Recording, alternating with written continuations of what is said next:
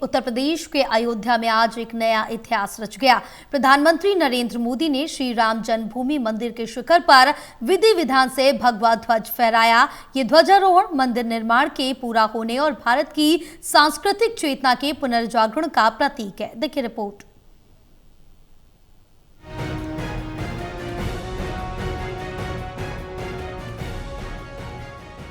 PM Modi ने आज अयोध्या में श्री राम जन्मभूमि मंदिर के शिखर पर भगवा ध्वज फहराकर राष्ट्र के लिए एक ऐतिहासिक क्षण को चरितार्थ किया है। इस अवसर पर उपस्थित विशाल जनसमूह को संबोधित करते हुए प्रधानमंत्री ने कहा कि ये सदियों के संकल्प की सिद्धि है और 500 वर्षों तक प्रज्वलित रहने वाले एक यज्ञ की पूर्णाहुति है। सदियों के घाव भर रहे हैं,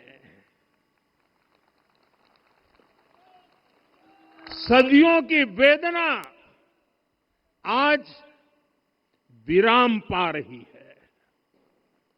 सदियों का संकल्प आज सिद्धि को प्राप्त हो रहा है।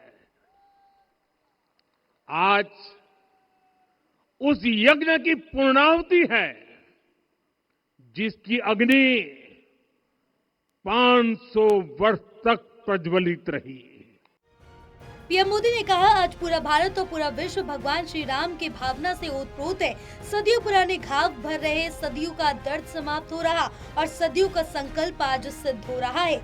आज भगवान श्री राम की गर्भगृह की अनंत ऊर्जा इस धर्म ध्वजा के रूप में इस दिव्यत्म एवं भव्य मंदिर में प्रतिष्ठित हुई है। पीएम मोदी ने इसे भारत के पुनर्जागरण का प्रतीक बताया। पीएम मोदी ने कहा, ये धर्म ध्वजा केवल एक ध्वज नहीं बल्कि ये भारतीय सभ्यता के पुनर्जागरण का ध्वज है। इसका केसरिया रंग, इस पर अंकित सूर्यवंश की महिमा, अंकित पवित्र ओम और उत्कीर्ण कोविदार वृक्ष राम राज्य की महानता के प्रतीक है।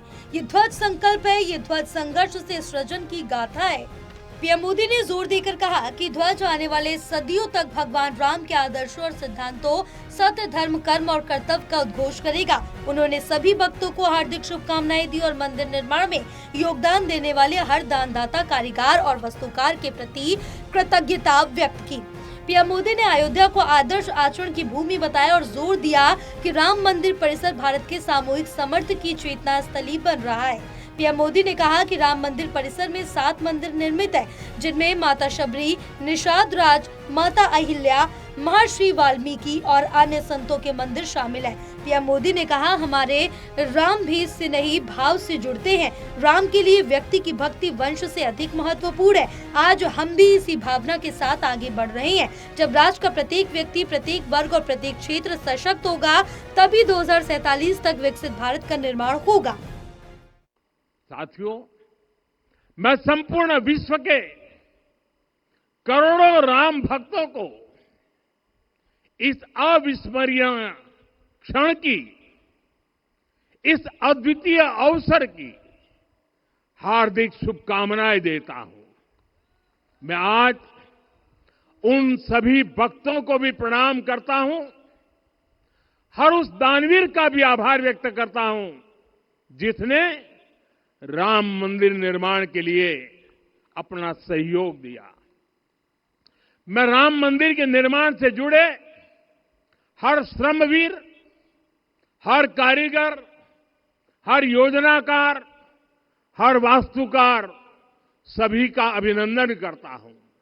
साथियों, अयोध्या वह भूमि है जहां आदर्श आचरण में बदलते हैं।